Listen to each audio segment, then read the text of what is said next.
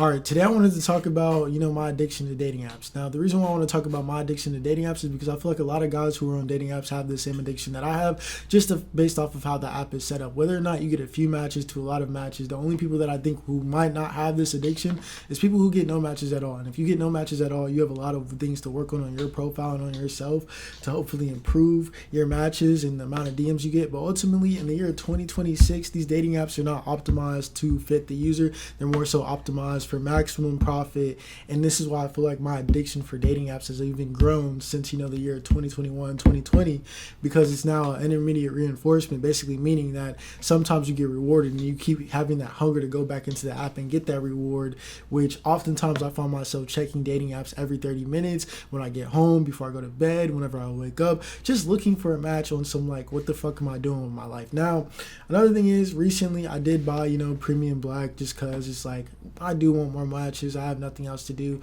Fuck it, let's get more matches. And that also feeds into the intermediate reinforcement. Now, the reason why I feel like a lot of us guys are so addicted to these apps and how these apps actually grabbed us in was when Tinder was on the come up. They did not have all these paid services. They did not have all these walls for your account to get shown. Now, when you make an account, your account gets boosted to the top of the algorithm. And once your account gets boosted to the top of the algorithm, for like the first 2 days, you're getting a whole lot of likes. And how it used to be back in the day, whenever I first got on there, all those likes kind of maintained itself and kept going throughout the courses of months. Now, honestly, I did used to live in Fayetteville, NC, with a population of 200,000 compared to the 90,000 population that I live in the town that I live in now. So obviously that's a big factor. But I have went to Fayetteville, I have went to Raleigh, where Raleigh has a 400,000 population, and the escalation for me getting those matches were ultimately slower as well.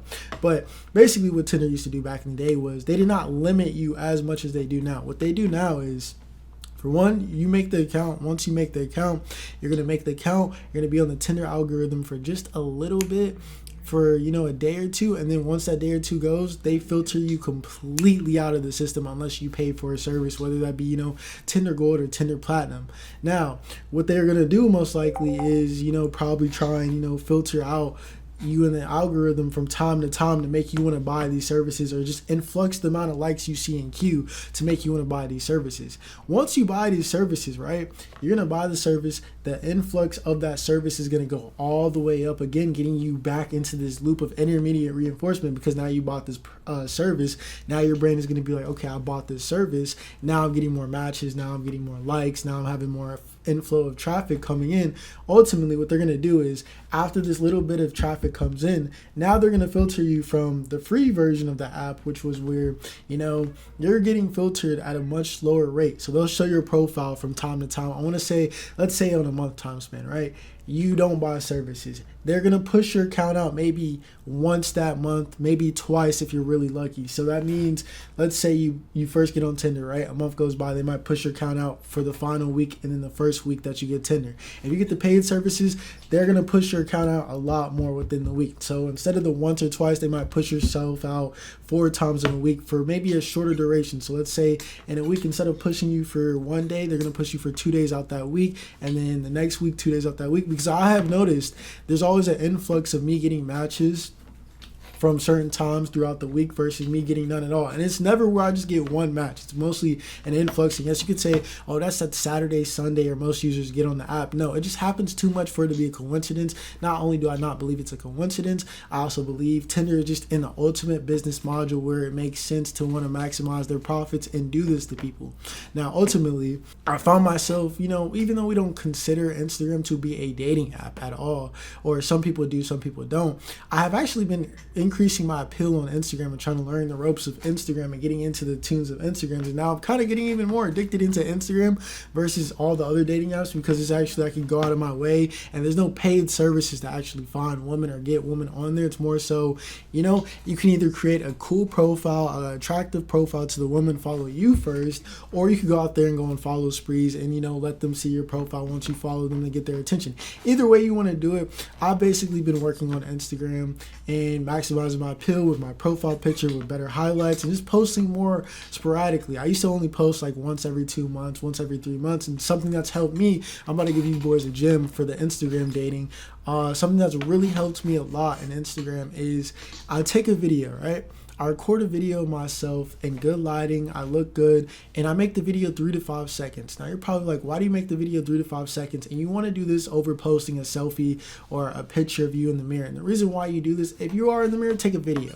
The reason why you want to do this is because it tricks the algorithm, because when you have a 3 to 5 second video compared to the 15 seconds of you taking a selfie or a picture of you in the mirror, it makes your engagement rate seem a lot higher than what it really is. So when your engagement rate is a lot higher than what it really is, it pushes more people to your story, therefore making more people seeing your story.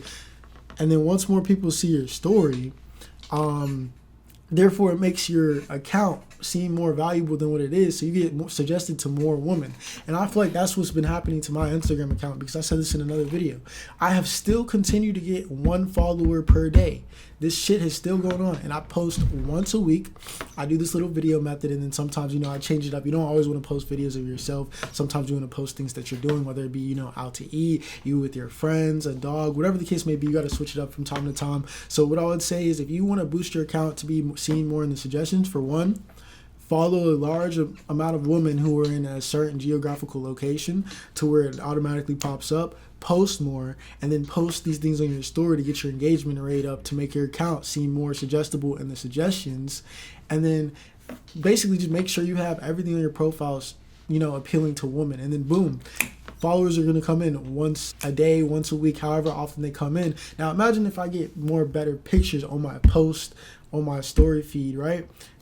We can only go up from here. And this is why I'm not going to post nothing unless I get like a professional photographer shoot, because I do want to make sure all this momentum I have, that if I do post something on the feed, it's going to be some fire shit. It's going to be either some business casual, like some grown man fashion shit with a photo shoot in an exotic ass location to, keep carrying on this momentum that I'm having. Because right now, I can't lie to you, it's been going on for the last month or two, and it's literally been a follow a day. I can't make this up. And it's actually getting me addicted to the dopamine that I get of seeing someone new just follow you. It's kind of like, the Tinder and the Hinge algorithm shit where, you get a match, someone messages you, you get some of the biggest dopamine spikes. And then once you get some of the biggest dopamine spikes from that, you just keep wanting to go back, which, Instagram and, not Instagram, Tinder picked up on this. So now they lock features behind the paywall to make you pay to want to get these dopamine spikes that you were once getting. And then, it's just a big cycle at the end of the day. And honestly, do I ever think I'm going to be able to get out of this addiction for dating apps or Instagram? Honestly, in this day and age, I don't think so, because I always believe it is best to have as many options as possible